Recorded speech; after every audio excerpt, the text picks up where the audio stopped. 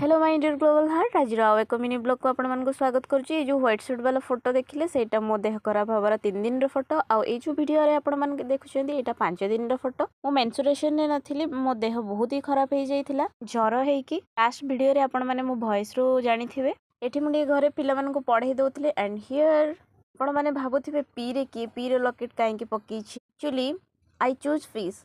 आपण माने जदि अधिक किछि भाबिबे मु बंधबाड़ देई परिबिनी आपण मान को भावना रे। सो मोर गोटे पार्सल अनबॉक्सिंग करिबार थिला and here is my parcel. And सांग माने मु बहुत ट्राई करूची वीडियो आनिबा पई, जेमति कि मो देह खराब हे जाइतला सेतलाई मते किछि वीडियो शूट करबा पई मन भी नथिला। मिति भी आपण माने मो चैनल को सब्सक्राइब करनांती, जोथला कि मते डिमोटिवेट फील होची, कारण कि गोटे वीडियो बनेबा पई बहुत टाइम लागुची बट सेटा को स्क्रीन रे देखिबा पई 1 मिनिट कि 2 मिनिट लागुची। सो मते लागे कि सबू efforts each and every efforts needs appreciation. So kindly आपण माने मो चैनल को सब्सक्राइब करंतु, लाइक करंतु, शेयर करंतु, कमेंट करंतु आ आपण मान को सांग मान को सहित शेयर करंतु, मते ग्रो करिबारे हेल्प करंतु। फर्स्ट गोटे साड़ी थिला जोटा कि सेटा की कलर की ग्रीन या फिर ब्लू मु कहि पारुनी, आपण माने कमेंट रे निहाती जणैबे। तापरे गोटे ब्लैक शूट थिला एंड एमिति रे मो रंग कला, समस्त कहंती तू कला रंग पिंधिना, बाकी मते टिके भलो लागे बिकॉज़ आई लव ब्लैक।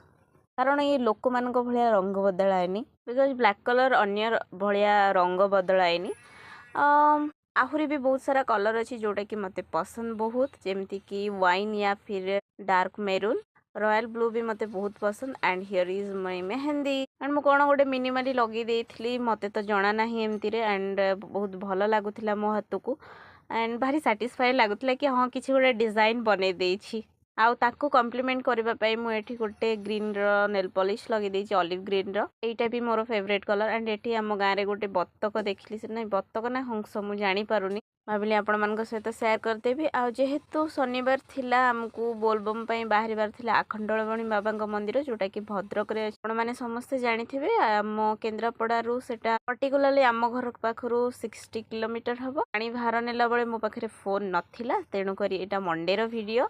बहुत कष्ट रे प्रभु कृपार धाम रे पहुँचला परे राति 12टा गोटे पानी ढाली सारिबा परे मोठी ड्रेस चेंज कर देइथिले, ओदा ड्रेस गोटे कंफर्टेबल आउटफिट पिंधि नेइथिले एंड ठाकुरंग आगे बसथिले। ये जोठी पाउथिला सेठी बसी जाउथिला, सोई पडुथिला, सेमती किछि माने किए देखु भी नथिले ए जगह सफा अछि कि कोन अछि। समस्त को एते कष्ट हेतिला आ एते भीड़ थिला भी। मो पाद देखंतु केमती हेइ जाइछि, गोटे पादर फटका तो फाटी जाई कि वाटर लीक करूछि, बहुत कष्ट होउछि। बट मु एठी बुझी पारुनी ये एडा बड़ पिलाटा याकू कोन पई धरि कि खेलुछि। So thanks for watching. एतिकी थिला मोर मिनी ब्लॉग। देखा आ गोटे मिनी ब्लॉग रे।